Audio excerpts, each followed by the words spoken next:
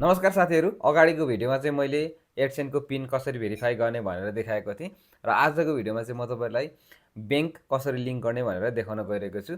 यदि तपाईँहरूले YouTube channel खोल्नुभएको छ, मोनेटाइज गर्नुभएको छ र एडसेन्स एकाउन्टमा चाहिँ अब तपाईँले ब्याङ्क एकाउन्ट जोड्न चाहनुहुन्छ भने चाहिँ म आजको भिडियोमा तपाईँहरूलाई देखाउने छु कसरी जोड्ने भनेर। सो तपाईँले एडसेन्समा आफ्नो ब्याङ्क एकाउन्ट जोड्नुपर्ने हुन्छ, त्यसपछि मात्रै तपाईँले चाहिँ ब्याङ्कमा पैसा रिसिभ गर्न सक्नुहुन्छ।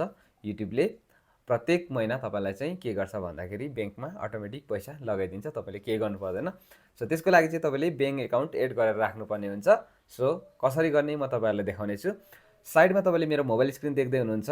सबैभन्दा पहिला तपाईँले आफ्नो मोबाइलको गुगलमा जानु होला। जस्तै मैले यहाँनिर गुगल ओपन गरेँ। सो गुगल ओपन गरिसकेपछि अब तपाईँले सबैभन्दा पहिला एउटा कुरा कन्फर्म गर्नुहोस्, तपाईँको गुगल एकाउन्ट यहाँनिर कुन चाहिँ लगइन भएको छ। जुन एकाउन्टबाट चाहिँ तपाईँले गुगल एडसेन्स बनाउनु भएको छ त्यो एकाउन्टलाई पहिला तपाईँले लगइन गर्नु होला। सो त्यसपछि जस्ट सर्च बारमा जानु होला, त्यसपछि गुगल एडसेन्स लगइन भनेर सर्च गर्नु होला। त्यसपछि यहाँनिर sign in to continue to AdSense भन्ने देख्न सक्नुहुन्छ। जस्ट यसमा क्लिक गर्नु होला। यसमा क्लिक गरिसकेपछि गुगल एकाउन्ट एडसेन्स एकाउन्ट चाहिँ यहाँनिर के हुन्छ भन्दाखेरि लगइन हुन्छ।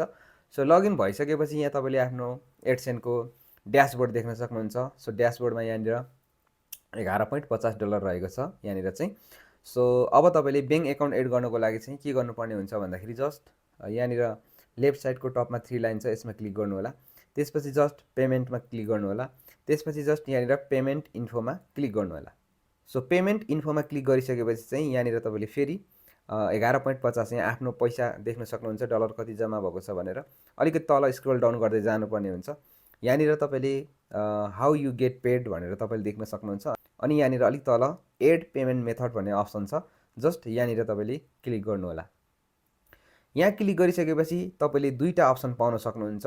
एड अ पेमेन्ट मेथडमा add new wire transfer details and add new cheque details भनेको छ। अब तपाईँले यो माथिल्लो एड न्यू वायर ट्रान्सफर डिटेल्सलाई सिलेक्ट गर्नुपर्ने हुन्छ। जस्ट मैले यहाँ सिलेक्ट गरेँ। सिलेक्ट गरिसकेपछि यहाँनिर तपाईँले चाहिँ आफ्नो ब्याङ्क डिटेल्स चाहिँ के गर्नुपर्ने हुन्छ भन्दाखेरि राख्नुपर्ने हुन्छ है त। सो सबैभन्दा पहिला तपाईँले यहाँनिर बेनिफिसियरी आइडी भनेको छ, यो चाहिँ अप्सनल छ, तपाईँले यसमा केही नराख्दा पनि हुन्छ। यहाँनिर तल तपाईँले नेम अफ ब्याङ्क एकाउन्ट भनेको छ, यसमा तपाईँले चाहिँ आफ्नो नाम राख्नु होला। तपाईँको ब्याङ्क एकाउन्टमा जुन नाम छ त्यो नाम चाहिँ तपाईँले यहाँनिर राख्नुपर्ने हुन्छ। त्यसपछि यहाँनिर ब्याङ्क नेम भनेको छ, ब्याङ्क नेममा आफ्नो ब्याङ्क नेम राख्नु होला। त्यसपछि यहाँ तल स्विफ्ट बिआइसी भनेको छ।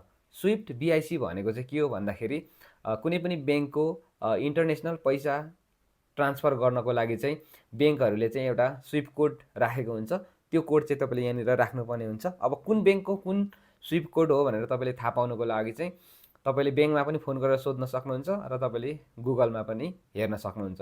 जस्ट गुगलमा गएर तपाईँले कुन ब्याङ्कको हेर्न चाहनुहुन्छ त्यो ब्याङ्क अनि त्यसको स्विफ्ट कोड भनेर लेख्नुभयो भने आइहाल्छ। सो त्यो कोड चाहिँ तपाईँले यहाँनिर टाइप गर्नु होला। त्यसपछि यहाँ तल एकाउन्ट नम्बर भनेको छ, यो एकाउन्ट नम्बरमा आफ्नो ब्याङ्क एकाउन्ट नम्बर के गर्नु होला भन्दाखेरि टाइप गर्नु होला। त्यसपछि रिटाइप एकाउन्ट नम्बर भनेको छ, यहाँ तल पनि एकाउन्ट नम्बर तपाईँले टाइप गर्नुपर्ने हुन्छ। सो फटाफट अब म यहाँनिर सबै इन्फर्मेसनहरू एड गर्छु।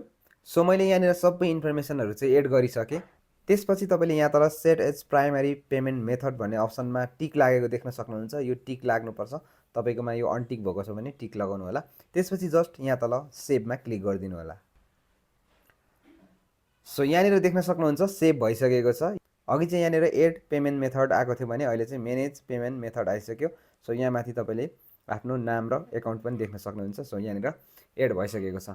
सो अब यति गरिसकेपछि चाहिँ तपाईँले केही गर्नु पर्दैन, जस्ट तपाईँले तपाईँको पेमेन्ट थ्रेसहोल्डलाई पुरा गर्नुपर्ने हुन्छ। जस्तै तपाईँले $100 पुरा गर्नुभयो भने चाहिँ के हुन्छ भन्दाखेरि युट्युबले प्रत्येक महिनाको 21 तारिक चाहिँ युट्युबले सेन्ड गर्छ र तपाईँले नेपालमा 25 तारिकभित्रमा चाहिँ के गर्न सक्नुहुन्छ त्यो पैसालाई रिसिभ गर्न सक्नुहुन्छ।